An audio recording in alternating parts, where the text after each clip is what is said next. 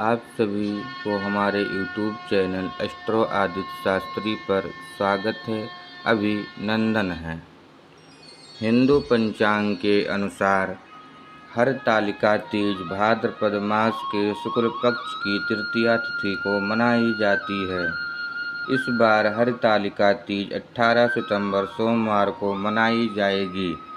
इसको हरितालिका तीज और हरितालिका तीज के नाम से भी जाना जाता है। इस पर्व का संबंध शिव जी से है और हरि शिव जी का नाम है, इसीलिए हरितालिका तीज ज़्यादा उपयुक्त है। महिलाएं इस दिन निर्जल व्रत रखने का संकल्प लेती हैं। मुख्य रूप से ये पर्व मनचाहे और योग्य पति को प्राप्त करने का है। हालांकि कोई भी स्त्री ये रख सकती हैं। इस दिन हस्तगौरी नामक व्रत को करने का विधान भी है, जिसको करने से संपन्नता की प्राप्ति होती है।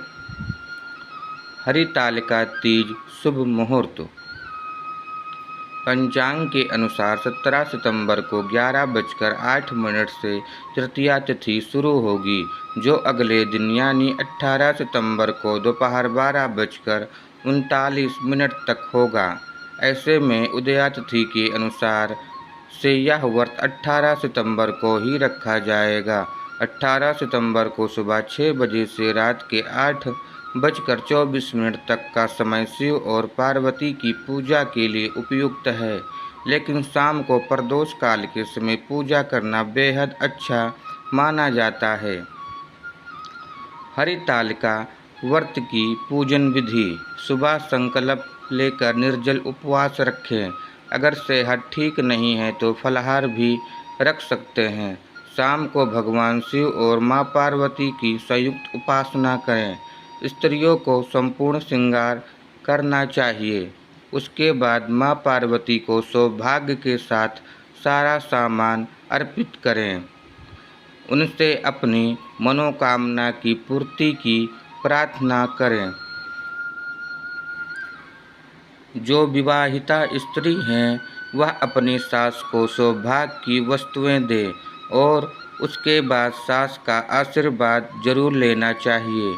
शिव पार्वती की संयुक्त पूजा के बाद व्रत का पारायण करें। इस दिन रात्रि जागरण करना भी श्रेष्ठ होता है। इन मंत्रों का करें जाप। तीज के दिन विवाह संबंधी मनोकामनाओं की पूर्ति के लिए इस मंत्र का श्रद्धापूर्वक 11 माला जाप करें। मंत्र का जाप रुद्राक्ष की माला से करें और संपूर्ण श्रृंगार करके ही करें। शाम को मंत्र जाप करना सर्वोत्तम होगा।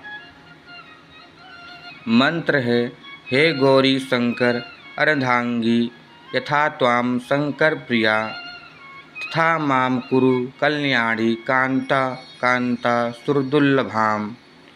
क्यों पड़ा हरितालिका तीज नाम? हरितालिका 2 शब्दों से बना है, हरित और तालिका।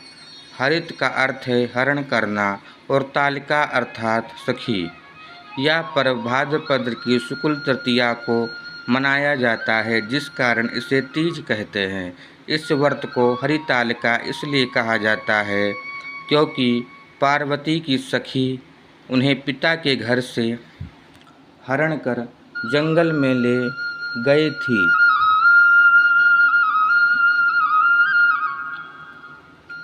हरितालिका तीज व्रत कथा।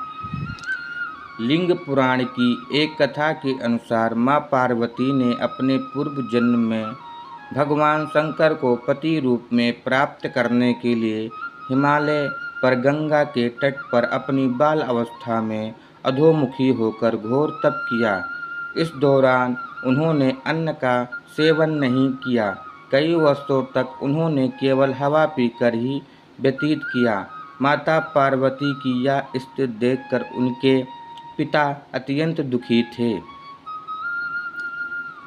इसी दौरान एक दिन महर्षि नारद विष्णु की ओर से पार्वती जी के विवाह का प्रस्ताव लेकर मां पार्वती के पिता के पास पहुँचे, जिसे उन्होंने सहर्ष ही स्वीकार कर लिया।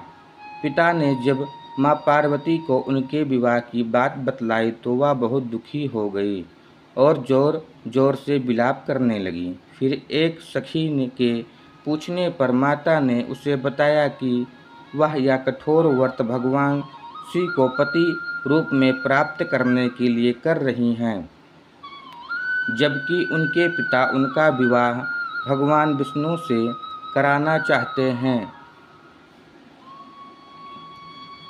तब सहेली की सलाह पर माता पार्वती घने वन में चली गई और वहां एक गुफा में जाकर भगवान शिव की आराधना में लीन हो गई।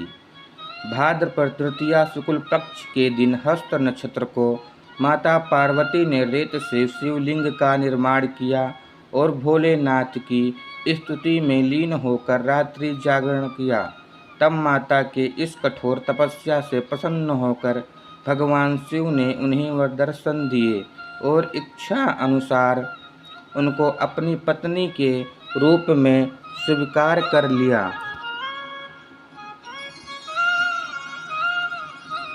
मान्यता है कि इस दिन जो महिलाएं विधि विधान पूर्वक और पूर्ण निष्ठा से इस व्रत को करती हैं, वह अपने मन के अनुरूप पति को प्राप्त करती हैं। साथ ही यह पर्व दाम्पत्य जीवन में खुशी बरकरार रखने के उद्देश्य से भी मनाया जाता है।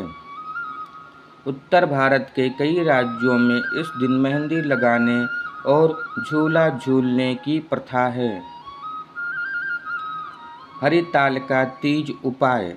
अगर दाम्पत्य जीवन बैलेंस ना हो, दाम्पत्य जीवन में सही तालमेल की कमी है तो हरितालिका तीज के दिन निर्जला या फलाहार उपवास रखें।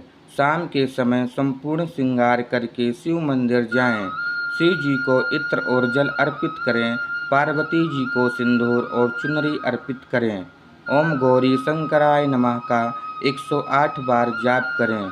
अर्पित की गई चुनरी में 11 रुपये बांधकर हमेशा अपने पास रखें। ये एक उपाय करने से आपका दाम्पत्य जीवन खुशियों से भर जाएगा।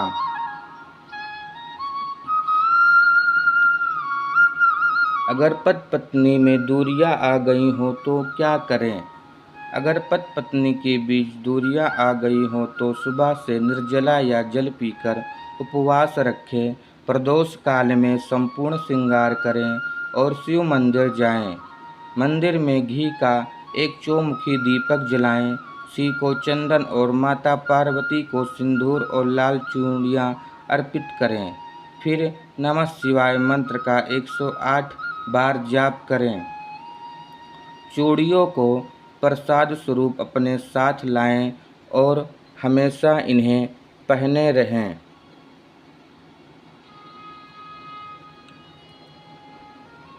अगर आपको जानकारी अच्छी लगी हो तो वीडियो को लाइक शेयर कमेंट में जय श्री राम जरूर लिखें। समस्या आपका समाधान हमारा। ज्योतिष संबंधित जानकारी के लिए आप संपर्क कर सकते हैं। सादर जय सिया राम।